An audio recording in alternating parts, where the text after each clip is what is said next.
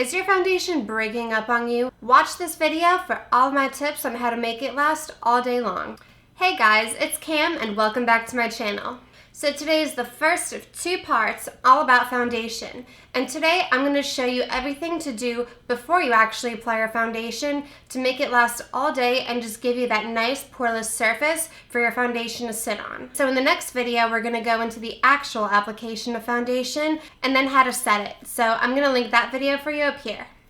Now, I myself have been very guilty of this. When I don't do all of these steps, then my foundation definitely breaks up on my nose a lot. And I'm even going to show you guys some evidence of that because, yeah, it's embarrassing. But it's the sad reality of what can happen if you don't prime your face properly. So we're going to go through a lot of things in this video, how to prep your skin, and mainly how far in advance you should wash it and moisturize before you put your foundation on, and everything else that you can put on under your foundation that's going to help seal it and make it last. And if you do find this video helpful, then definitely hit that thumbs up button down below for me. And of course subscribe so that you don't miss all of the other videos in my How To Makeup series.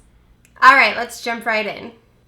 So I zoomed you guys in nice and close so you can see this, and we're basically going to take a magic school bus trip inside my pores today.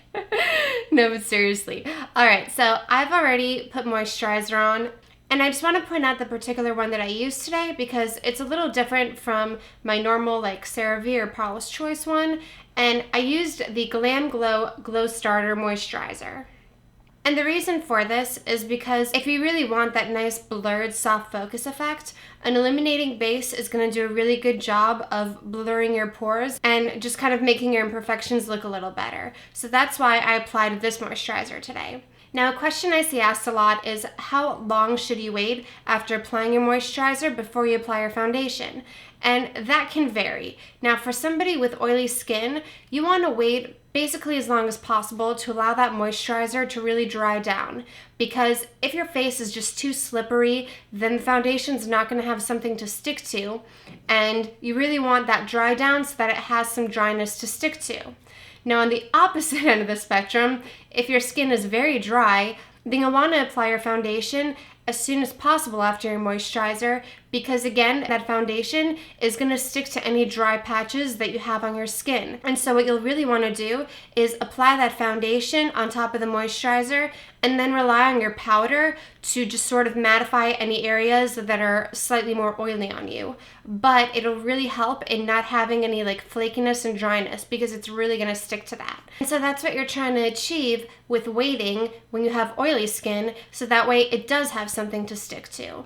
And I don't think that there's necessarily like a specific time period that you should wait. I've heard things like an hour, but my moisturizer sometimes dries in as quickly as 15 minutes. So try to assess when your skin starts feeling tight once that moisturizer has sunk in. And of course, base it on how much time you have in the morning to wait and where you can kind of fit everything in your morning routine. Next, you're going to want to apply a primer. And so the one that I recommend that for me is just kind of like putty for your face and just really makes everything disappear, gives you the nicest, evenest base that I've ever experienced, is the Smashbox Pore Minimizing Primer. And I've been trying a lot of primers recently. This one has stood out as my favorite because the other ones just don't fill in your pores as much as this one does. And so I'm probably going to go out and get the full size once my little sample's gone. But yeah, I just really have noticed amazing results from this primer. So I'm going to put this one on right now.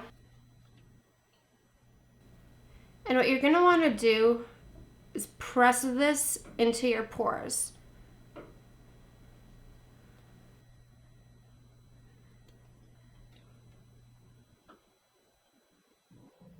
Now, you don't want to use too much because it will start balling up under your foundation. So just do a really light layer that fills in your pores as much as you can. And also try to give it some time to dry because it is a little bit more slippery when you first apply it. So you don't want to go in with your foundation right on top of that. And don't be afraid to also spread this like onto your forehead if you have some fine lines you want to fill, around your chin as well if you have large pores there. But really for me, my problem area is my nose and just kind of the inner part of my cheek. So that's really where I try to mitigate separation. So I don't know if you can see on camera, but it's already looking a lot more blurred as far as my pores are going. So that's good.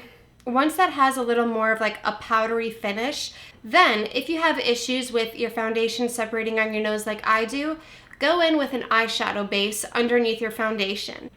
And this is just the NYX eyeshadow base. And just get anything that has a sort of tacky finish to it and that's close to your skin color as well. And I've tried a lot of different tricks for helping my foundation stick to my nose, and this has really worked the best because if your foundation does happen to start separating, you have that extra layer underneath for security. So now I'm going to basically take this cream eyeshadow base, and I'm just going to pat that over the primer to create another layer underneath the foundation. And even though this isn't a perfect match for my skin tone, it's all gonna blend together nicely underneath the foundation and I won't look crazy anymore, I promise. And again, do a really thin layer. This is kind of where my foundation stops separating usually. So these are probably the oiliest parts of my face because that's really what causes the foundation to separate, is a lot of oil production. And I'm again just patting this on to not disturb that primer. This also helps if you wear sunglasses and you tend to get that foundation moving right where the sunglasses rest on your nose. This also helps mitigate that issue. Okay, and so now that I have that applied, you can see that it still has helped blur my pores. I definitely made sure to press it into my skin so that way it's not disturbing that primer to really get the nice poreless finish with foundation. The last thing that I like to do, and I kind of didn't believe it until I actually tested it on myself, and it does work. And so the trick is to actually apply a light dusting of powder before putting your foundation on. And it does seem counterintuitive, but it really does just give a really nice base for your makeup without kind of accentuating your dry patches. Now the way that I like to do this is whenever I powder my face, I usually still have some excess powder left on my brush. And so I like to just go in with the excess powder from last time and press it into my skin just in the oiliest areas. So that would mostly be my T-zone. And don't do too much if you don't have any product left on your brush and you need to just put some powder on it, then do a very, very light dusting. We're not like trying to set anything yet. It's just gonna help the foundation really adhere to your skin. So now I'm gonna go ahead and apply my foundation really quickly so that way you can see the after effect once everything's done. And I'm using my Maybelline Superstay 24-Hour Foundation. This is an amazing full coverage foundation that just gives your skin still like this nice skin-like finish, and it's one of the only ones that hasn't separated horribly on my nose on its own. So that's why I'm going in with this one. As you can see, now that I've pressed that foundation in, my nose is looking a lot more poreless. Right here in the center, you almost can't even see them at all. Now I'm going to go ahead and finish up with some concealer and setting everything, and I'll also show you the after effect of that. So now that my foundation is all applied and set in place, which I'm going to tell you more about in my next video, which is all about the actual application and setting a foundation, but I just want to zoom you in a little more closely just so that way you can exactly see what's going on with my nose and basically, yeah, see the difference. So I hope this video was really helpful to you, and if it was, then please hit that thumbs down button. Please hit that thumbs up button down below for me and leave me a comment letting me know if any of these tricks work for you and what other tricks you guys have found that help your foundation last all day. And of course subscribe because we're still at the beginning of my how-to makeup series, and I will be linking that playlist for you up here so you can check out all the other videos in it. And if you have any questions whatsoever for me, please leave them in the comments down below and I'll be sure to answer. And if you're still sticking around, here's 2 more videos by me that you can check out. And then click on my face and it'll subscribe you to my channel so you don't miss out on all of my future videos. I love you all so much. Mwah. Thanks for watching, and I'll see you in my next video.